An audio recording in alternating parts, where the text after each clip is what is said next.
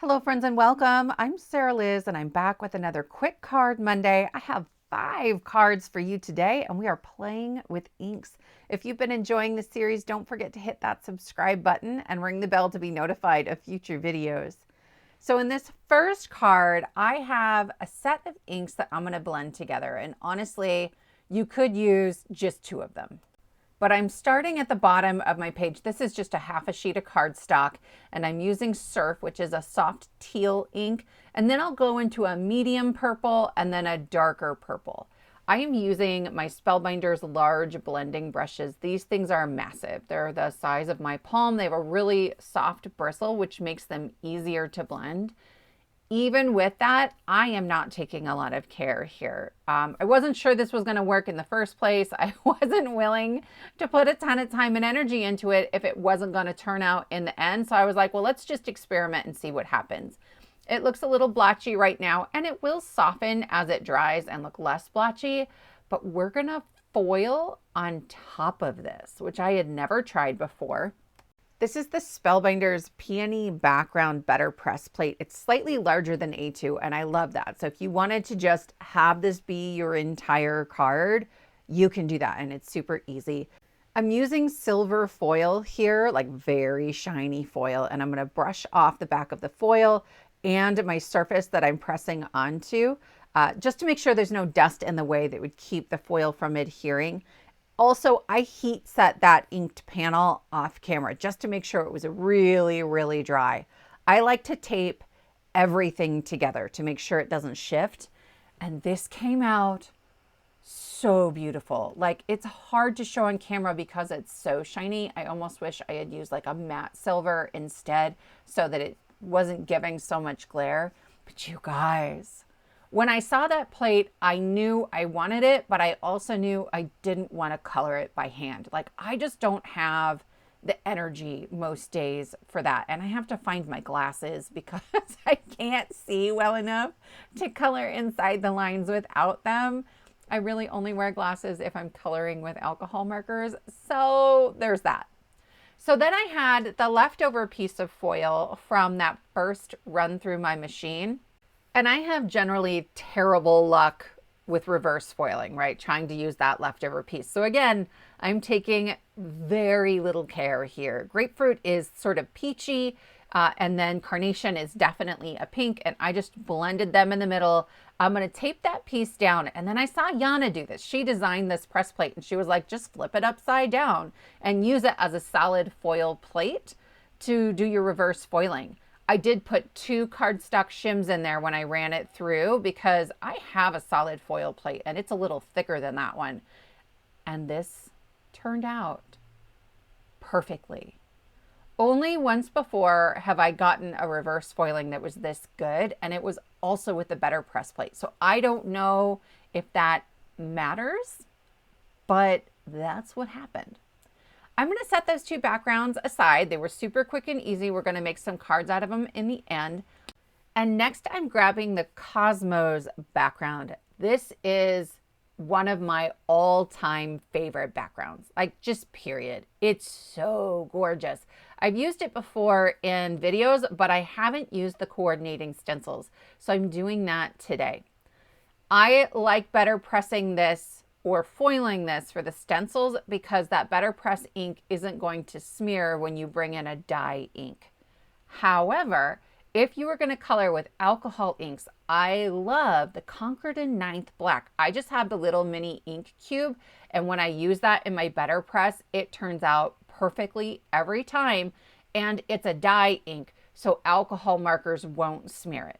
If you don't own a better press, that's fine, right? You can absolutely hot foil them. And I feel like we're finally at the point where like 3/4 of a year into having better press as an option as card makers, that we're seeing those plates go on sale, like big sale, quite often. So keep that kind of in the back of your mind. Certainly, I am using it far more in the last 3 months than I did in the first 6 months. I've just gotten more used to it, and I love that they're coming out with stencils for a lot of these.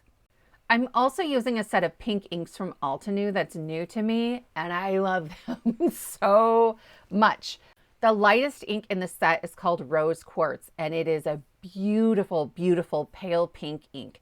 I have pale pink inks in a lot of colors, right? I have one from Concord and Ninth. I have a couple different ones from Altenew. I have one from Simon, and they all look a little dirty to me. Like I don't get that pure light pink, and this one does it. So I'll link those inks below. Even if you don't want like the quad of inks, that Rose Quartz, hands down, favorite pink ink now.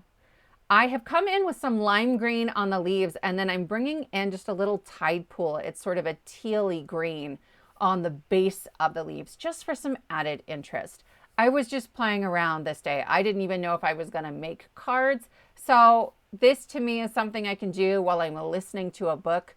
And it turned out, I think, really gorgeous. So then I'm coming in with yellow in the centers and then just a little bit of citrine, which is slightly orange, to add another layer of dimension. The total stenciling time for this one was about 10 minutes, which isn't too bad. Most cards take me half an hour. So I was pleased with that. And I made a couple more in teal and in purple. So this guy is brilliant. You know how I feel about emergency sentiments, and most of the time that's what I'm reaching for, but I was feeling fancy. So that was the You Are Everything sentiments. And then this one is very similar. It's the Mother's and Father's Day sentiments. And I love that you just foil once. Here's all of my sentiments. And the other one, you'll foil once and you'll get 4 sentiments. And then there's one die to cut them all out. So I have one I keep in the package that I cut out of some printer paper, and I line that up over the top of my cardstock. I just foil onto a half a sheet of cardstock. This is not fancy. This is just Michael's heavyweight black cardstock, the Recollections brand. And for sentiments, I find it foils beautifully. For solid spaces, not as much. So heads up there. And then I pop the die right over the top of it. It fits in like a puzzle piece. And I have all of these perfectly cut sentiments, right? When I don't use the printer paper, I find that I don't do a great job of lining it up. If you can do it without the printer paper, I want to know what you're doing and how you make it work.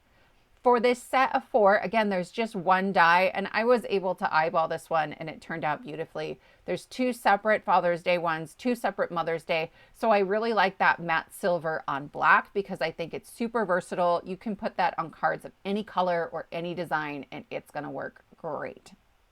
From here, I'm just gonna assembly line some cards. I'm digging through the sentiments and seeing what I want to add. Honestly, you could leave the sentiment off and just add it later. That's probably what I should have done, but I was really proud of myself. So I was like, we're gonna finish some cards. That scallop layer is from the Heartfelt Thanks and Scallop dies. So it has 3 sizes of scalloped layers and then a bunch of nesting hearts and a scripty thanks word die. And so it killed me, you guys. I cut 3/4 of an inch off of the top and the side of each of these panels. So they're 3.5 by 4 3/4.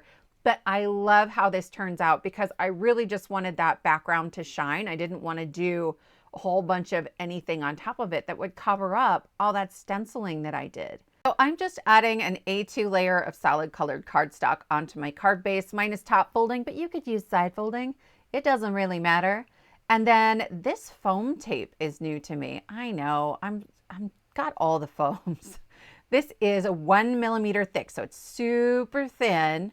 And it's 1 inch wide, so it doesn't take much to cover the back of that panel, and then I'll just center it onto my card base. I have done that with all of the panels. It's the same thing. I didn't need to show it to you 3 times, so I'll just show you kind of finishing up here with that foam tape. It's from scrapbook.com. They've been releasing a lot more sizes lately, and I love the thin stuff, right? Like sometimes you'll see me pop things up a little bit more, but I want these to be easy mailers. So I have a happy birthday with my blue Cosmos and then happy Mother's Day with pink Cosmos. I'll probably give that to my mom or my mother-in-law. I guess those are the only 2 moms I have. And You Are Everything Wonderful. To finish up the first 2 panels we've made, I'll show you one of them, but really I did the same thing just with different shapes on the other one. These are the notched corner frames, and I cut a smaller frame out of this navy cardstock and a slightly larger frame out of, it's like an off-white, slightly gray shimmer cardstock. I've had this in my stash forever. Honestly, I think I got it at Walmart, but it's a NEENAH product or an Astro Bright product. And you can get it online. It's slightly thicker than the shimmer cardstock I usually use. And I needed that for this card in particular because that frame is going to get popped up. Okay, so the last card was 1 millimeter. This is 3 millimeters. I'm using the Spellbinders foam strips and it's perfect for this. I want to create like a recessed shadow box, and this was the easiest way I had to do it. My regular foam tape doesn't lift as high and it isn't as narrow. And then I'm just going to lay that down on top of my panel, and it just lets that background once again be the focus of our card. So I'm going to glue that onto my card base. It's a top folding A2. And then I'll bring out more of my foiled sentiments. I'm just going to keep them in a little jar right off the side of my desk so I can do all kinds of things with them. I did foil a few more. These are on that same really dark navy. It's called Cornflower. It's from Tailored Expressions. But Gina K's in the navy is nearly identical. I use this a ton as a neutral.